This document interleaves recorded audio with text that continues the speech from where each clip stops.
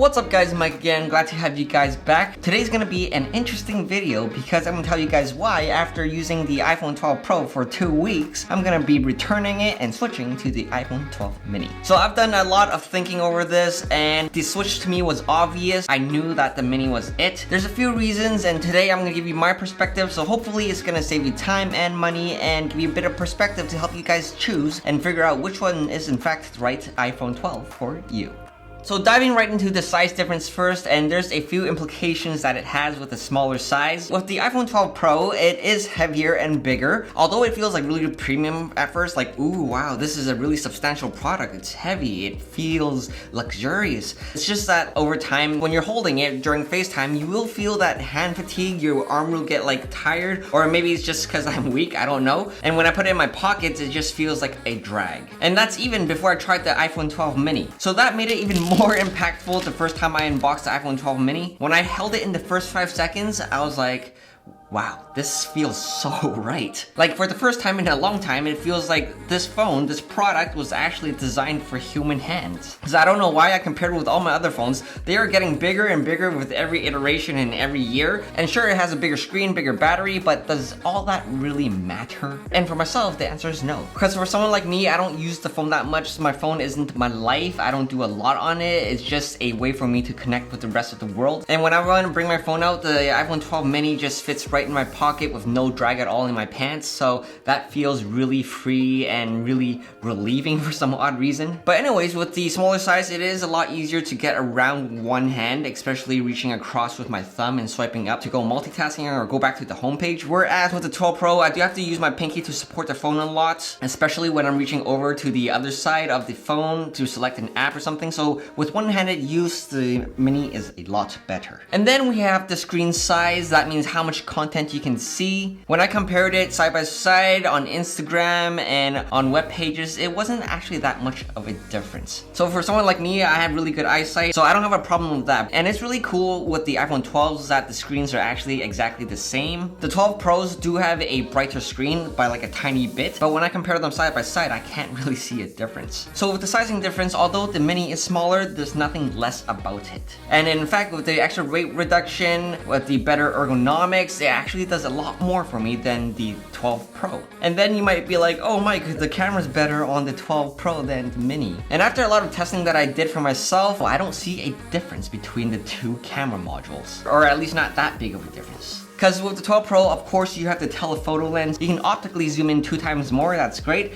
But when I digitally zoom in 2 times on the iPhone mini, it gives me around the same results. And I'm not kidding, look at these examples that I'm taking for you. Even when you zoom in into the already zoomed in photos, surprisingly, the mini actually looks a tiny bit sharper. I'm not sure why this is. Apple has been working on its digital zoom technology for a long time. And yes, I know that my tests aren't like at this exact same angle, that may be why. But really, the camera on the 12 mini is more than good enough for what I do. And of course, on the 12 Pro, you're gonna get the ability to shoot RAW, meaning that you're gonna get more information and data embedded in your image so that you can color grade it or edit it in Lightroom a lot better. But really, if I'm gonna take serious photos, I'm gonna use my camera that I'm using right now to take pictures instead of an iPhone, okay? But anyways, I just want to emphasize the fact that the differences in the cameras isn't enough for me to stick with the Pro. Because here's another thing to think about. I only use the camera maybe like 10 or 20% max of my time that I'm using the phone. But when I use my phone, I'm always holding it. I'm getting the benefits of the ergonomics, the weight, and the usability. So for myself, that's a benefit that I don't get with the iPhone 12 Pro. However, there are some negatives that you might want to consider with the 12 mini. And at first I was worried about it too, but after using it for like a day or two, all my worries have vanished. So number one, a lot of people talk about the reduced battery size and how you're gonna get a lot less battery. But how I usually use my 12 Pro, I usually end up with like 60% at the end of the night when I'm beside my bed about to charge it anyways. So with my mini, I'm actually getting around 30 to 40% at the end of my day. So that's awesome. Like the mini is a phone for someone who just needs it to be a phone, not anything else. So if you don't watch a lot of content or play games on your phone, the bigger battery life, the bigger screen isn't really gonna help you much. unless you have like really huge hands. And the other thing with the battery is that if you're really worried about not having a battery, you're probably one of those guys who bring an external battery pack anyways. And with this new MagSafe thing, don't you think they would make a MagSafe external battery anyways? And once that comes out, battery on the Mini is not gonna be a problem at all. You can just slap it on, it'll stick there, and problem solved.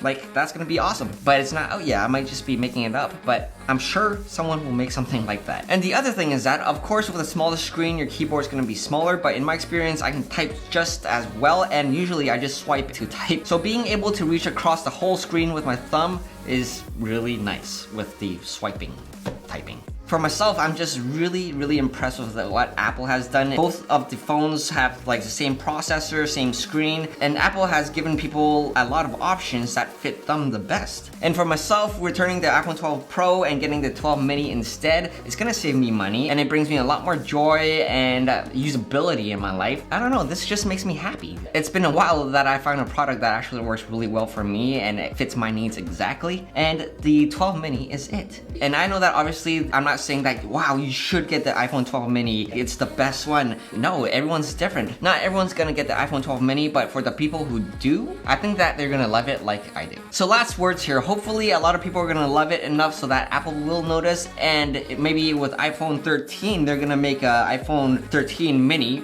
Pro. That would be awesome. Like, I would get that in a heartbeat. So anyways, the 12 Pro is going back in the box, going back to Apple. It was nice knowing you. Thank you. But I'm gonna be sticking with the 12 mini, and I don't think I'm gonna look back. There's nothing I'm gonna miss about the 12 Pro. So hopefully this video has given you some perspectives, more reasoning behind the decisions you're gonna make for you to choose the right iPhone or phone for yourself. So anyways, if you have any questions at all about the iPhone 12 mini, comment below. I'd love to help you guys out. And if you guys like content about desk setups, phones, true wireless earbuds, or just tech in general, remember to like, subscribe, and turn on that notification bell to get the latest updates about my channel from YouTube. And that's it for now, guys. I'll see you in the very next video. Bye!